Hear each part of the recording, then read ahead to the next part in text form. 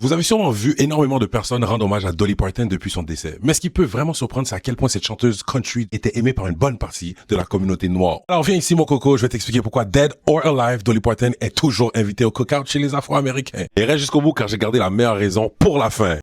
Première raison, son traitement de Whitney Houston. Parce que oui, I Will Always Love You est à l'origine une chanson écrite et interprétée par Dolly Parton. Lorsque Whitney Houston l'a reprise et en a fait une des chansons les plus célèbres de tous les temps, certains médias ont tenté de créer une rivalité entre elles. Dolly, elle a immédiatement fermé la porte à cette histoire. Elle a donné toutes ses fleurs à Whitney. Elle a reconnu que Whitney avait fait quelque chose d'encore plus grand et meilleur que ce qu'elle a fait.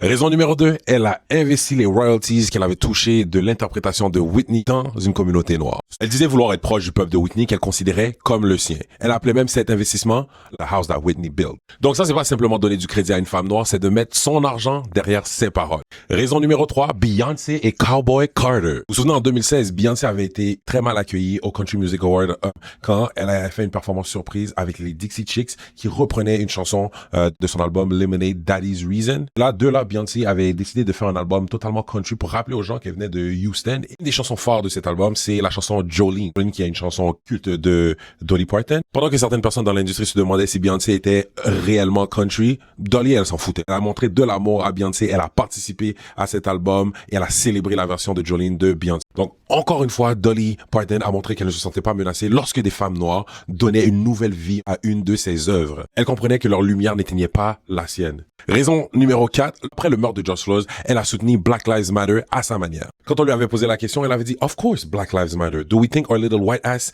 are the only one that matters? No. » C'était une prise de position pas facile à faire. Mais c'était ça du Dolly Parton. C'était direct, drôle et authentique. Et raison numéro 5, la manière dont elle était avec les Noirs autour d'elle. En 1987, Patti LaBelle participe à une émission avec Dolly et elle commence à chanter en utilisant leur ongles acryliques comme instrument de percussion. Donc, on voit aucune condescendance et même on voit des codes, c'est quasiment habillés pareil, le même style de cheveux, avec beaucoup de volume. Donc, pour dire qu'elles sont égales et que c'est son vis-à-vis.